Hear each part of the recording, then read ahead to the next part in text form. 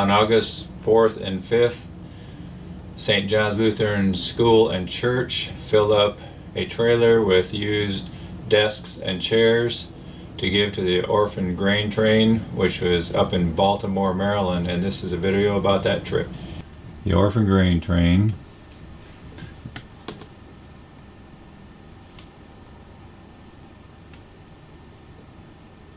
And I paged down a little bit and I can find out a little bit about what it is. Orphan Grain Train is a Christian volunteer network that shares personal and material resources with needy people in America and around the world. Hi, I'm Mr. K, and I want to tell you just a little bit about the Orphan Grain Train. Then we evaluated all of our desks and chairs and a lot of other stuff too that we didn't feel we needed here anymore, but still had some life to it. I talked with a gentleman there, his name's Norman, up there in the warehouse of the grain train in Baltimore. He said, yes, please give us your desks and your chairs, and we would love to be able to repurpose those to these different areas that we have connections to. So here's Norm Druliar's truck and trailer. We pulled it around behind the school, and we had a lot of people helping load chairs and desks and other furniture. There were 79 desks, 60 chairs, one teacher's desk, which was a heavy piece of furniture, 4 kitchen sets, 1 dollhouse, 1 small book rack, 1 folding table, 1 stool, 2 computer desks, and 1 chair on wheels, which was like a teacher's desk chair. And we got it all loaded. Trailer's full and it's time to go. It's about 350 miles up to Baltimore. And Baltimore is just north of Washington, D.C.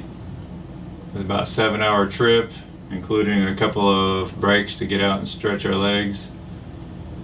And here we are, ready to go.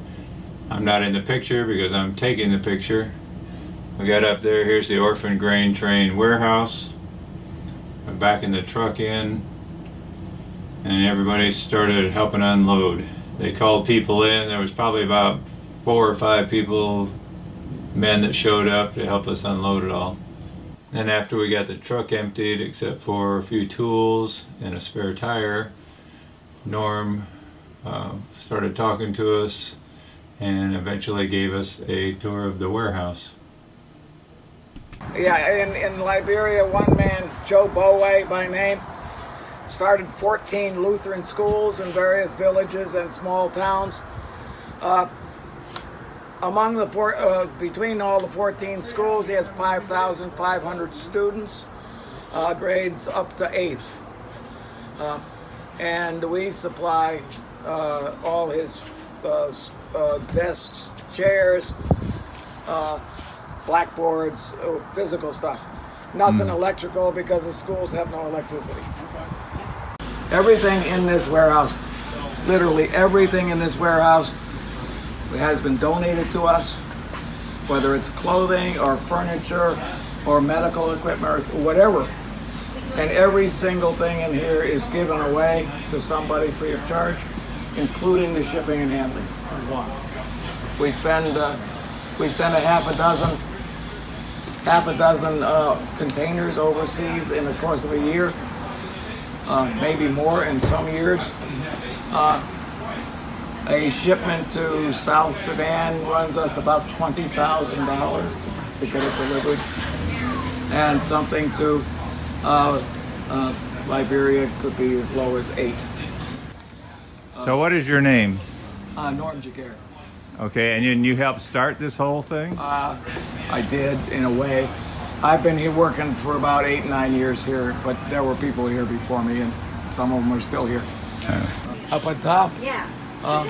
almost everything on the top row is fabric. When I told her what we were doing. So we have started sewing schools in several countries where we send them sewing machines, like 10 or 20 sewing machines, and we find somebody to show them how to use them. It doesn't take long. They're intelligent people. They're sewing better than we are in no time.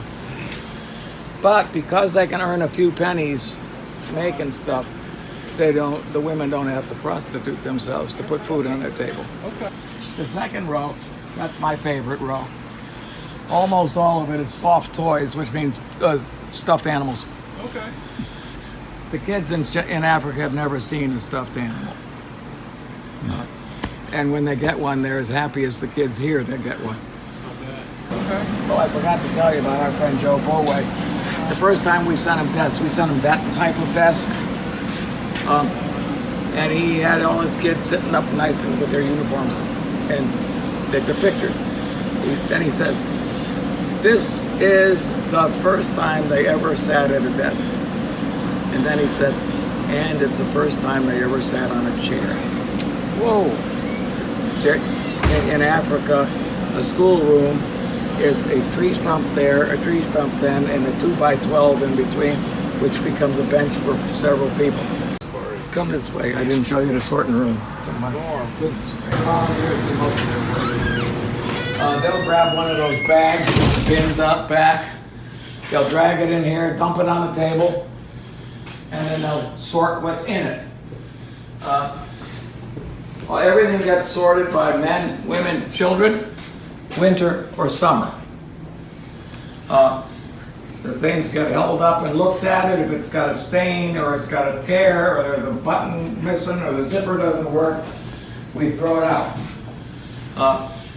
If it's in good shape that you might actually wear it and serve a good purpose, we fold it and we roll it and we fill these boxes. The boxes have 1 million labels on it, according to what we're saving, and you know, if you get a bag, it's got 4 pair of shoes and they're all men's shoes or winter shoes, we'll put them in the appropriate box. When the box is full, we carry it over to the end table, somebody seals it, puts a label on it, and then it ends up on a pallet with like items. The pictures on the wall are all pictures that were sent to us from these places that we've supported. These are people taking things home. They don't have cars, most of them, they do it another way. But nothing gets left behind and everything is appreciated.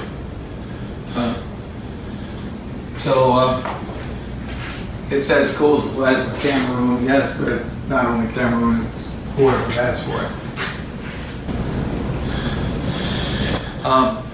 This particular picture, my wife took this picture.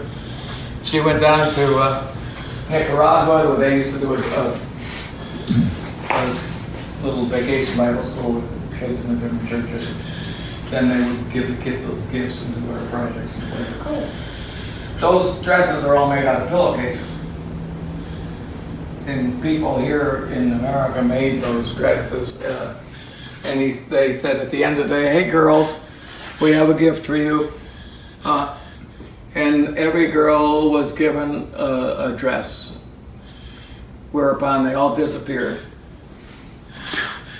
They all ran home. 5 minutes later, they ran back with the dress on. Oh, cool. Can we have a picture taken? Well, yeah, they got their picture. But little things like that, they get so excited because Brighten their day. they're more than their day.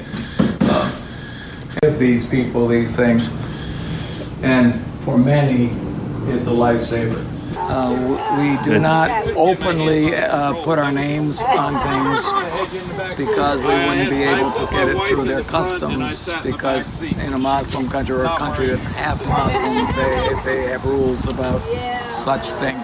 Mm-hmm. We can and often do send large quantities of Christian reading materials and Christian textbooks, the things that you would use in your school, overseas, and they are used there, but we have to label them as school materials, religious. There's an airfield there. Yeah. As long as we go through, jump through their hoops, we can do it. The thing is, every country has different hoops. And they're not cheap. Yes, indeed. We've learned to try to keep everybody happy, because if you don't keep them happy, then they just close the No, I door. can't Yeah. afford it to tell you. We stayed overnight that night in Baltimore. Next morning we got up, had breakfast, and hit the road and came back to Winston-Salem. Thank you, Norm and Sam Drouillard, for the use of your truck and trailer, and for everybody that helped load, and for those people in Baltimore that helped unload. It was a great trip. It was a blessing to all, and I pray that all the supplies that we left there will bless those other people that end up using it. May the Lord be praised.